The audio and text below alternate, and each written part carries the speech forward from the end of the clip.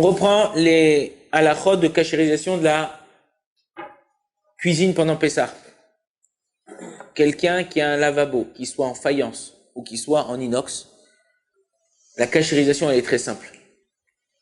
Il n'y a pas besoin il y a 4 raisons pour lesquelles on n'a pas besoin de faire de liboun, on n'a pas besoin de recouvrir avec un caisson en plastique ou comment ça s'appelle, une bassine ou quoi que ce soit.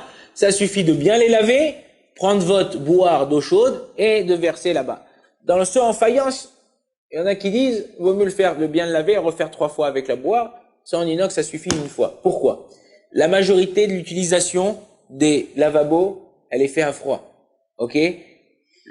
En général, kebolo carpolto. Donc c'est à froid, donc on le fait sortir à froid. Comment ça s'appelle? On l'utilise tout le temps avec du savon. Donc tout le temps, le goût qui imprègne le lavabo, c'est un ta'am livgam, un goût endommagé, un goût qui n'a pas vraiment un vrai goût.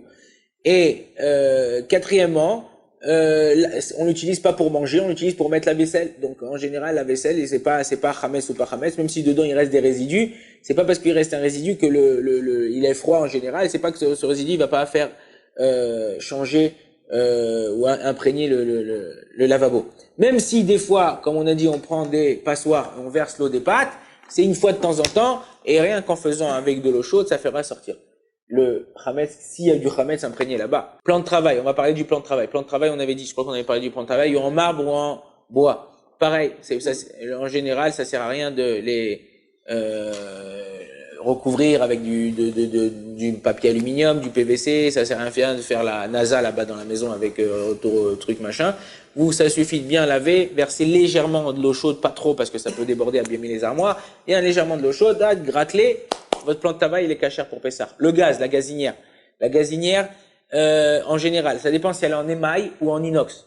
Ok? En inox, c'est comme pour le lavabo, c'est comme pour le plan de travail. On le lave bien avec un produit détergent. On verse de l'eau. On fait attention de ne pas verser où il y a le gaz, parce que bon, même s'il est éteint, mais bien versé, ça suffit. Les réchatotes où on pose des casseroles, en général, le pire qui a pu arriver, c'est que ça a débordé de la casserole.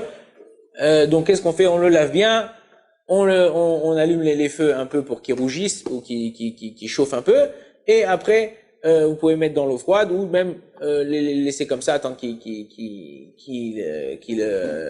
refroidissent. Il y en a qui veulent les recouvrir avec de l'aluminium, ça leur fait plaisir, ils peuvent les recouvrir d'aluminium, mais Karadine, il n'y a pas besoin. Le four. Comment on cachérise un four à Pessah? Si c'est un four à pyrolyse, il n'y a pas besoin de cachérisation, tu fais marcher la pyrolyse, ça a cachérisé ton four.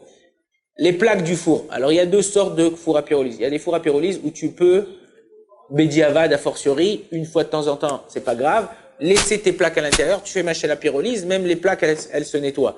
C'est vrai qu'il faut pas le faire trop souvent comme ça dans le mode d'emploi des fours à pyrolyse. Ils disent de ne pas laisser les plaques en général parce que ça peut les abîmer. Donc, si tu le fais une fois, ça, en général, ça abîme pas. Tu fais une fois par an, ça abîme pas la plaque, tu peux laisser. On m'a dit qu'il y avait des fours à pyrolyse que dès que tu laissais la plaque à l'intérieur, tu allumais la pyrolyse, ça marchait pas. Pourquoi? Parce qu'ils détectent qu'il y a la plaque à l'intérieur, et donc c'est un problème. Il y en a qui disent qu'il faut même enlever, dans le four à pyrolyse, il y a sur les côtés les rails, il faut juste les dévisser, et bien les laver, les nettoyer, pour les remettre après. En ce qui concerne les fours normaux, les fours électriques qu'on a en général, pas tout le monde a une pyrolyse. Qu'est-ce qu'on fait? Comment on les cachérise? 3 étapes. Première étape, bien les nettoyer, enlever toute la graisse avec du Saint-Maurice ou n'importe quel produit détergent. Deuxième chose, les laisser 24 heures sans être utilisés pour que le four il ait un tam, pas de goût mélouvé, pas un goût accompagné. Et troisième chose, le faire marcher pendant 1h15, 1h20 à fond. En général, en réalité, il faut le faire marcher 1 heure.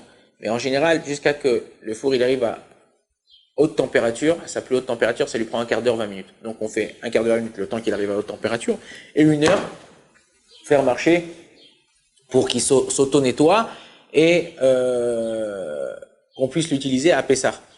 C'est la même chose si on a un four, on veut l'utiliser de lait à viande, on peut faire de cette façon-là. Vaut mieux pas trop essayer de faire comme ça, de peur d'oublier de ce qu'on a fait avant. Le mieux, il y a des poskim qui disent, le Rav Ovadia, il permet comme ça d'utiliser le four. Il y a des poskim qui disent, vaut mieux pas utiliser le four. La même chose pour le micro-ondes, le micro-ondes, d'après plusieurs poskim, incachérisable. Pourquoi? Parce qu'en général, le micro-ondes, il envoie donc, comme son nom, il envoie des ondes sur la nourriture qui se chauffe et cette nourriture, elle fait sortir, fait sortir ces édymes là, ces vapeurs sur les parois en général. Et les parois, on sait pas en vérité, Kebolo Carpolto, il faudrait en vérité faire une agala, mais tu peux pas faire sortir les parois à l'intérieur. Il y en a, quelqu'un il m'a dit une fois tu peux dévisser, t'enlèves l'intérieur du micro-ondes, tu le trempes dans l'eau chaude, c'est bon.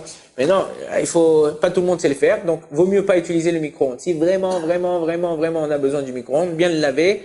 Une fois qu'on l'a bien lavé, mettre un bol à l'intérieur avec quelques gouttes de savon, le faire marcher à fond jusqu'à que l'eau elle gicle un peu partout et pendant Pessah l'utiliser, si on utilise le micro-ondes, tout le temps en recouvrant l'aliment avec un sac en plastique. Même dans l'année, on peut pas utiliser le même micro-ondes pour lait et viande, même si on couvre l'aliment.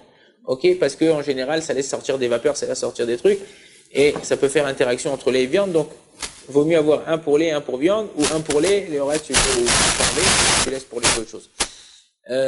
Voilà, je pense que j'ai passé plus ou moins aux choses essentielles dans la cuisine. Si vous avez des questions, y a pas de problème, vous pourrez m'appeler ou me poser la question. Baruch Adonai Leolam, Amen, Amen.